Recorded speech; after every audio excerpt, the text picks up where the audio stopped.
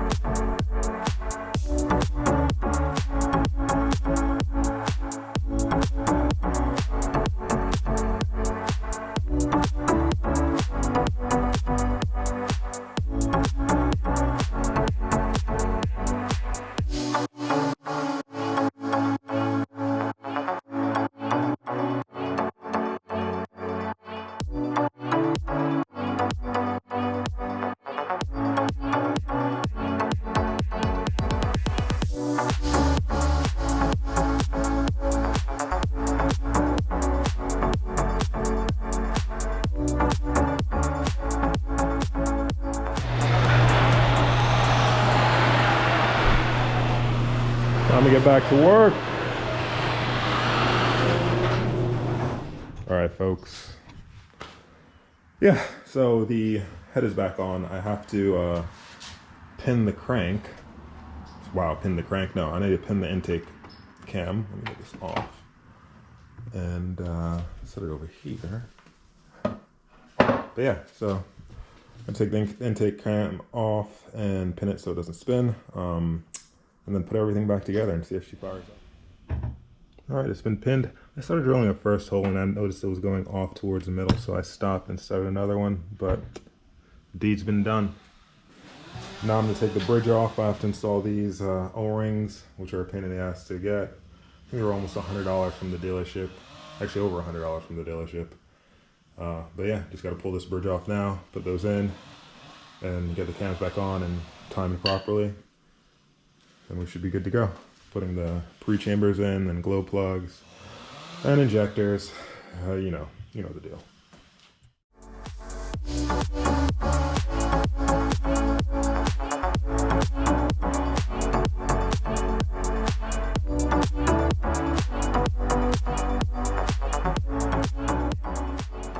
All right, new problem. As you can see, it's starting to strip the bolts. When I turn it in, there's only a couple of them that are doing it. It's this one and this one. So I'm just gonna get a tap. It's an M8 1.0. I don't have that in my tap set, unfortunately, so I'm gonna have to order that, and hopefully it comes within a week or in a couple days. I'm not sure what Amazon has. Maybe just blow out the holes. I don't know why it's not going all the way down. The rest are fine, but yeah, I didn't want to like strip out that hole. So found this. Seems to be used, but whatever.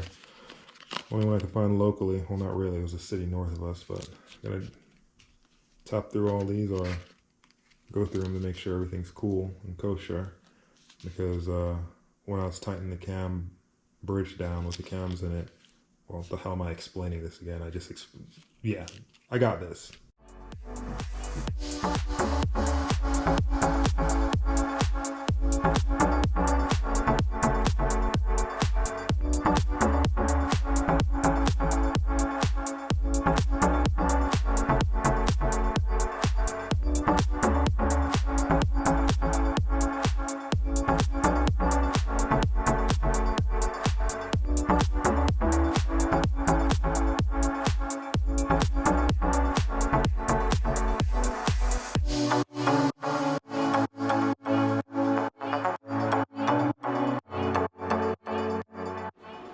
Okay, reamed all the holes out.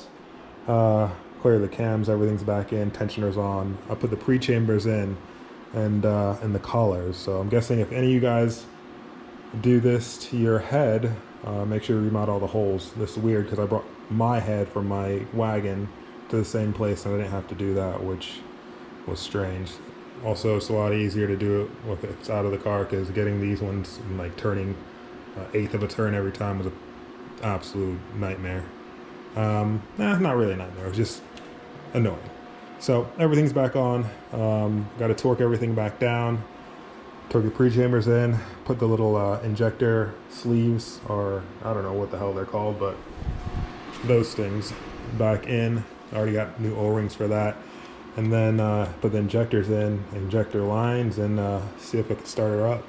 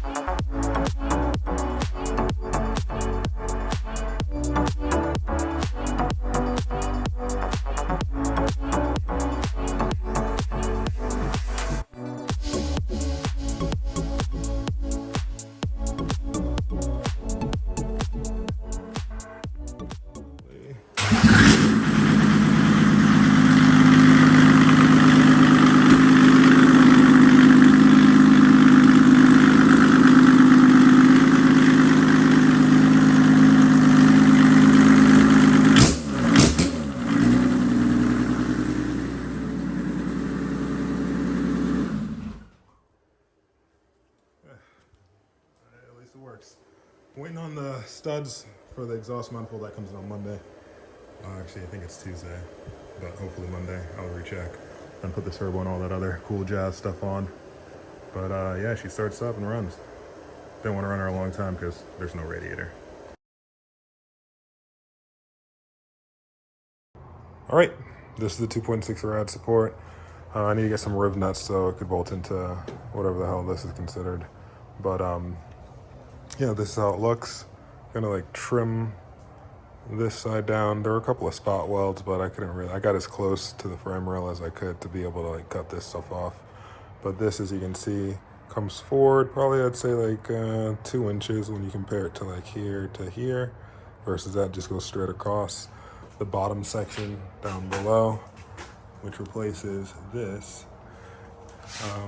it clearly moves the whole radiator, the bottom support forward significantly compared to here, because this actually, from where it mounts, pushes it back.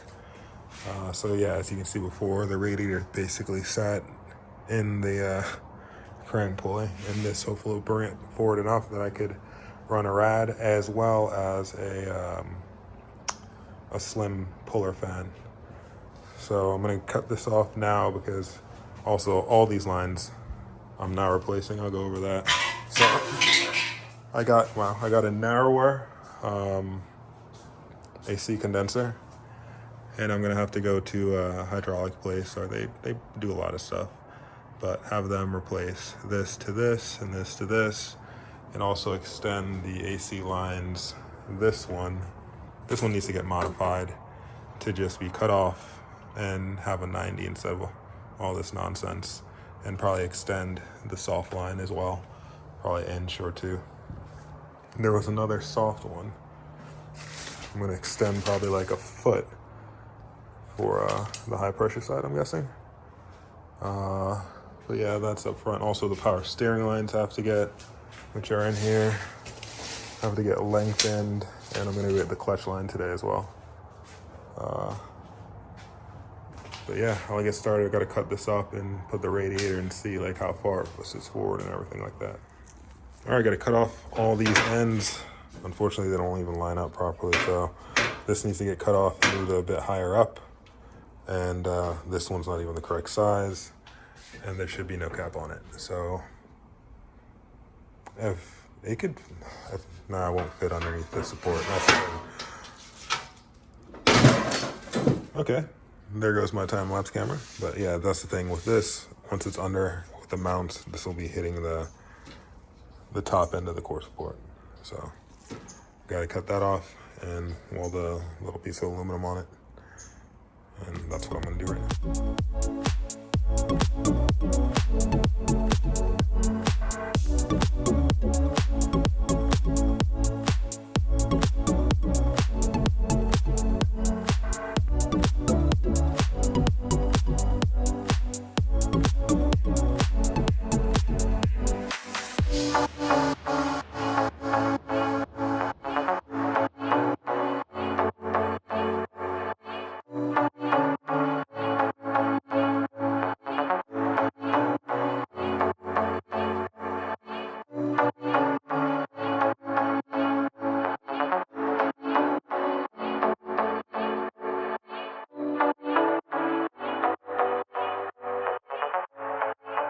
Alright, so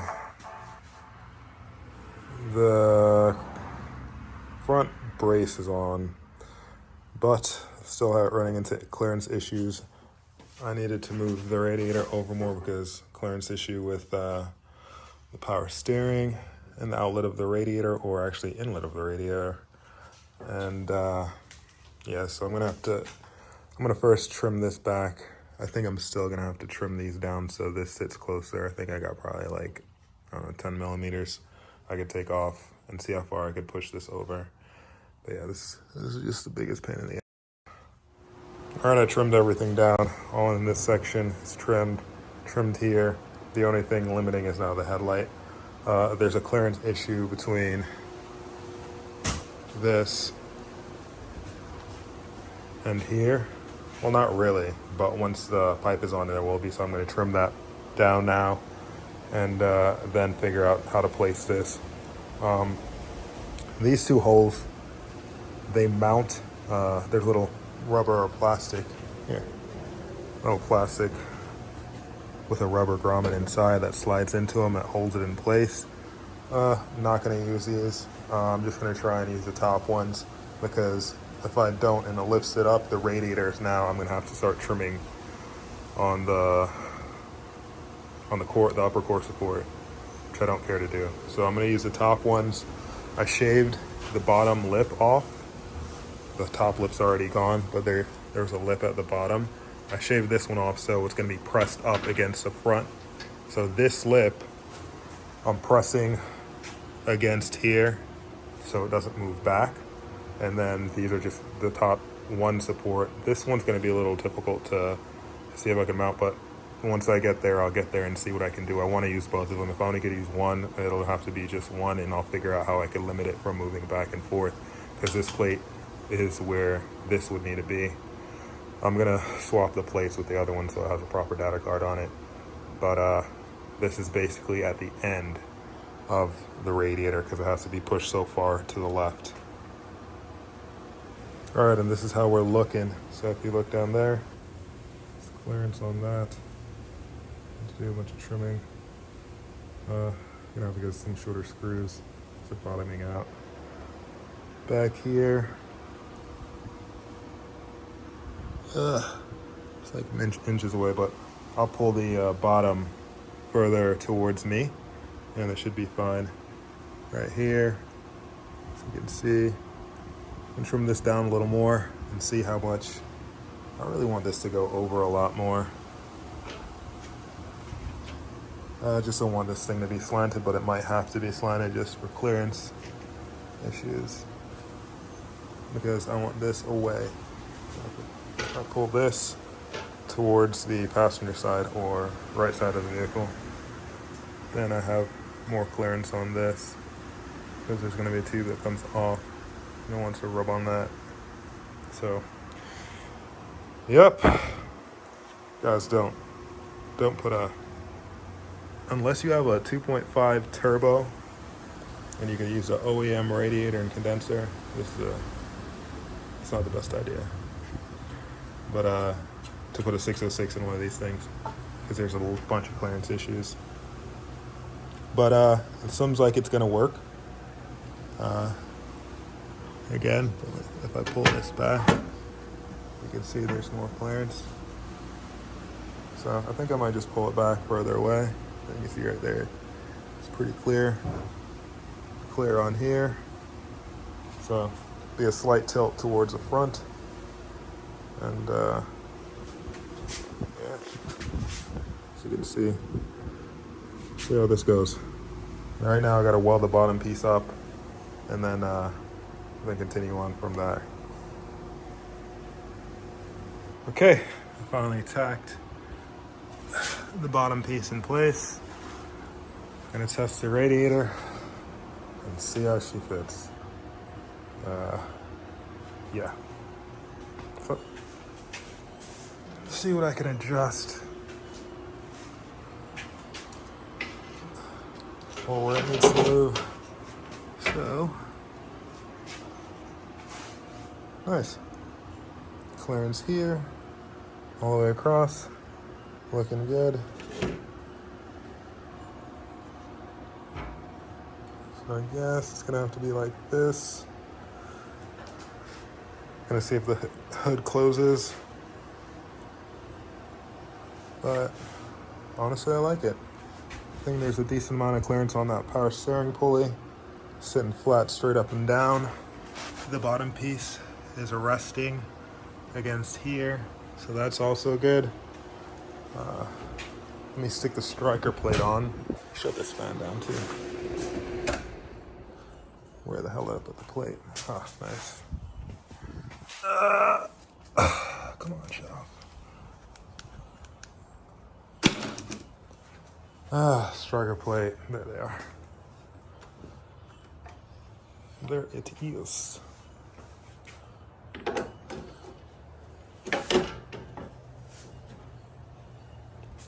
Seems like I might have to take some off the plate still because I want it. Yeah, definitely going to have to. But hey, it is what it is. It's looking better. Gonna put the pieces inside here and see how that fits up. These are not them. Where are they?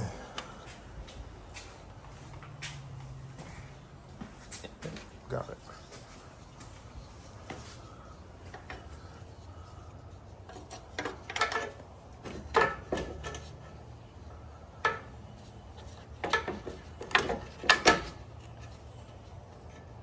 Okay. A little bit of a gap below. It's no big deal.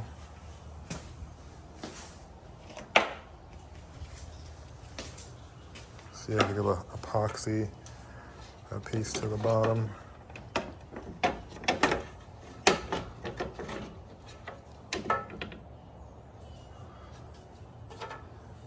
That's going to be here, so that might actually be perfect.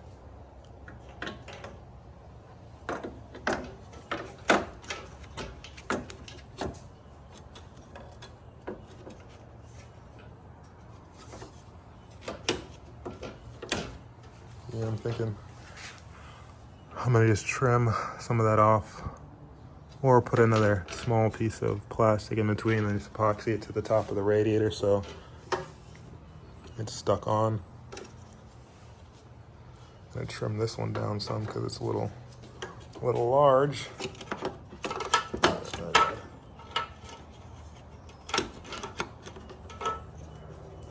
Yeah, but definitely ton of space underneath.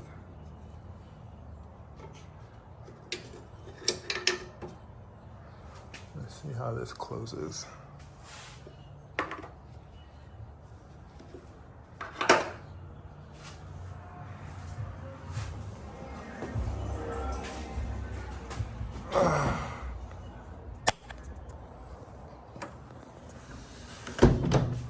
Okay, take this out of here.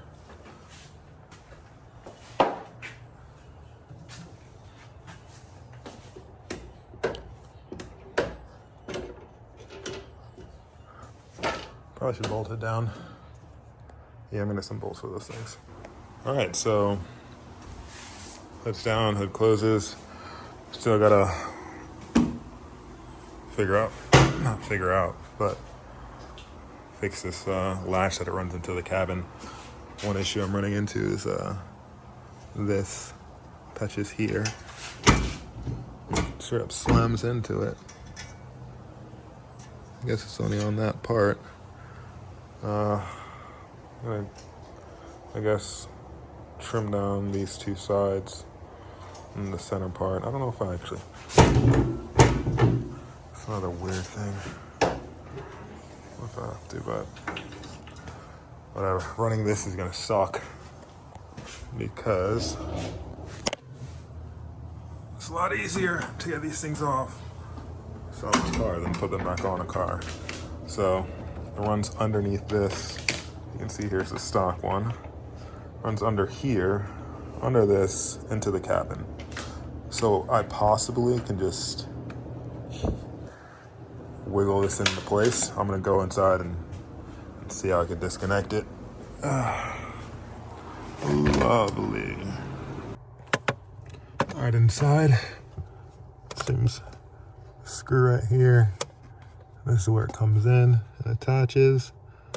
So I'm going to see where it runs up. There's a bunch of wires in the way, but I think I can figure it out. I'm gonna take this kick panel off too, because I think I have to. All right, hoping I could snake this through, just zip tied one end to the other. This is the factory and this is the 2.6. So I'm gonna pull this through. There's a pretty big hole. So I hope this just pulls everything through or even gets it close enough, because it seems, if I don't, I have to take like this plastic piece off, which I think goes underneath into the fender. As you can see, I'm shining a light up, so see where it's coming through. Under here. Put my little light up in there. So, yeah, hopefully this works out. And it actually did, so that's good. Cool. Just gotta put everything back together. Put it back in here, put it back on with the kick plate, and that's pretty nice. I didn't want to take all that plastic and possibly the fender, so. Yep, just if anyone's doing this, tie your old one to this one and it'll come through that hole. You just gotta take the grommets off. I gotta try and put this back on, but yeah. Seems like there's no room up in there.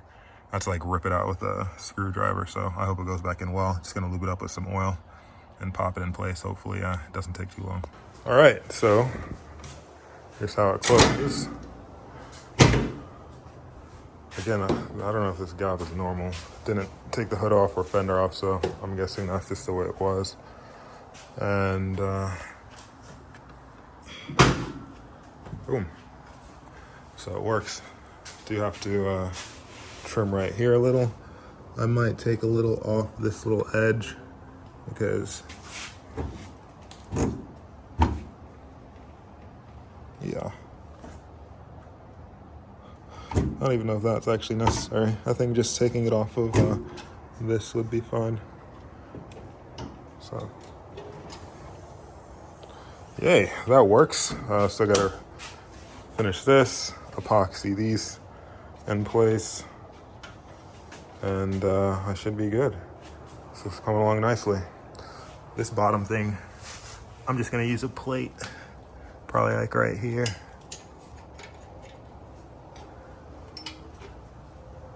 Pull it forward.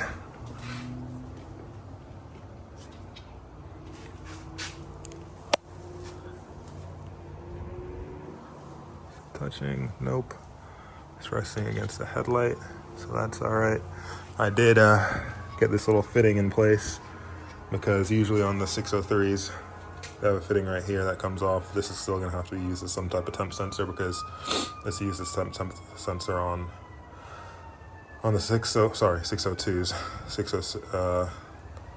What am I saying? Jesus. All right, so usually there's a little fitting that comes off here. As you can see over here, there's the fitting. There is none, so there's the fitting and the temp sensor here. So I still use that temp sensor and there's no fitting. Usually on the 606s, there's one on the radiator. This doesn't have one on there. So I just made my own fitting on this side, and it's gonna run to the coolant overflow tank or pressurized tank, reservoir, whatever the hell it is. I got one to custom make. I'm not going to do that. I'm just going to use the one from that car because it's taking forever.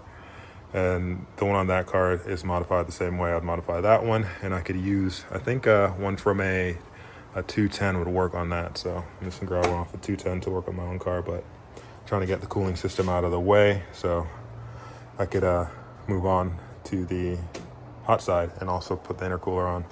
So good amount of progress in the past couple of days. And yeah, I'll just continue. All right, guys, next day, the radiator is fully mounted. I epoxied these little tabs into place. Doesn't move much at all anymore. Today, I'm going to be working on putting the spacers on the engine mounts and mounting the manifold and doing the turbo oil line oil return, which are over here. I got to put this up. I got some studs. I'm pretty sure I probably showed this before, but again, I got some stainless studs to go in and new hardware, new bolts. I'm gonna put these on first, put the manifold on. I have to drill the EGT and EGP ports. I got to figure out where those are best suited. I believe it's probably gonna be here and here, but I'll see. And yeah, I guess throw the turbo on as well. But there's a lot of like fitting back and forth, but I'm just gonna throw that on, put a couple studs in, throw it on, see where I could put the ports and go from there.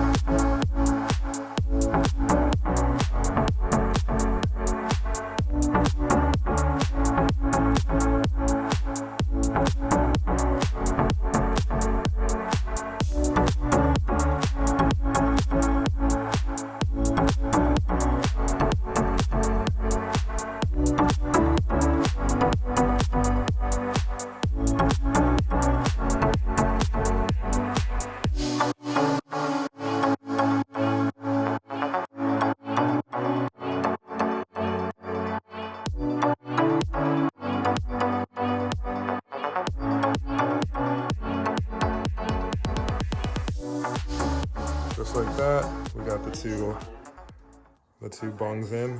That one's clearly EGT, this is gonna be EGP. Gotta trim these lines down and make them into a little cooling circuit and throw this back on the car, see the clearance on it, and go from there. After I do that, I'm gonna clearly have to put the wastegate on, run the vacuum lines for that. But I think before all that, I'm gonna throw the spacers on the engine mount.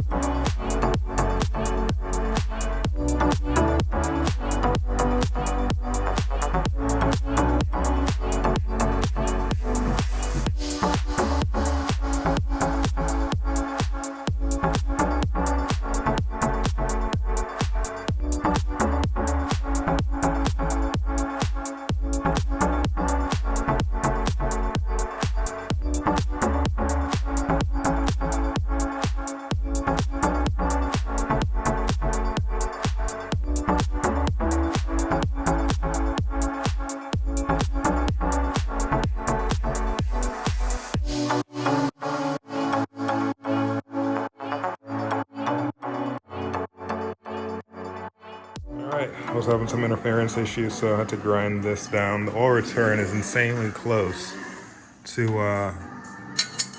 the runners down here, so hopefully this helps with clearance. So it's just nudging it a little, which caused it not to be able to sit without, you know, moving the turbo a bit to the side. So hopefully a millimeter or two helps out. That seems to have done it. Not sure if it shows up, but as you can see, we're really close to that runner. But I guess if you use a larger frame turbo, it'll be better. But I'm glad it actually works. So I also had to point this forward even though the, if you look, it's down there where the oil return is. So this has to go forward because again, the runners are right over that. I had to use this fitting from a 602 turbo. Again, the runners are in the way. But overall, it works out, so I can't complain. The oil feed is gonna come around the side, underneath the bottom, up to the top. I don't think it's gonna be touching any of the runners, which is good. And I'm just button all this up, get that oil return on, and yeah, I guess I could just test start it again with the turbo on it. So we'll see that. Guys, finally buttoned everything up. So got the whole coolant stack done, modified the radiator, inlet outlet, put another port on it for the coolant tank. I ended up not modifying that coolant tank, which is the same as this one, because this one was already modified in my car. I didn't want to spend another couple hours cutting the top off, welding everything, all the fittings on, and making it like a different angle. I'm just gonna clean this one up and put it in here. A lot less time. So cooling side is done. Just need to run all the wires and this last tube here. I'm gonna put the downpipe on and see how close this is and see how I should run it, because I'm not sure if I should run it through or not. I think it should just come back around here. We'll see. But turbo's on, manifold's on, all the engine spacers are in. So the gap in the engine is perfect now. It doesn't hit the hood. New hardware for the exhaust manifold, so everything on the hot side's bolted up properly. Again, just got to make the downpipe. And yeah, I'm pretty pleased. Hood closes, starter plate's in. Had to run a new line for the hood release. But everything's looking pretty good now. I'm on the home stretch, I hope. Just got to do wiring stuff. And also I discovered that the diff, this is a 168 millimeter diff, and there's nothing that bolts up to it. I explained to the owner that he's gonna have to have a 185 or upgrade in the future, but now the flange on the 168 or 165, whatever this is, I actually have a 185 ASD right there. And I took the flange off to see if it would work on that other flange, but the 185 disc and 210 disc, I guess it would be the pinion gear flange, or the pinion gear, what would it be? The splines are a lot larger on the 185 and 210. They actually they're interchangeable between both, but on the 165 or 168, I'm not sure which one it is, but this is the smallest diff that Mercedes made in this generation of vehicles, and the flange cannot be swapped. So that's definitely gonna have to get done before this project is done. So we're gonna have to swap the diff and axles. Not sure which route the owner's gonna go for, but hey, it's up to him. It's not my car. But yeah, I hope you guys enjoyed watching. Please like, comment, and subscribe. Subscribe. Yeah, funny. But yeah, please do that. And I'll continue to make more content and hopefully finish up this build within this month if I get the diff and everything else. But in the next episode, I'm gonna button up the exhaust, see what I'm gonna do with the intercooler setup, because I have a water air setup, because there's no room at all for a front mount unless you want to chop up your bumper, which would look kind of not a really big fan of that. Got to pull the grill back on too, wastegate on, and downpipe. So probably said that 1,000,001 times, but thanks. Have a great day.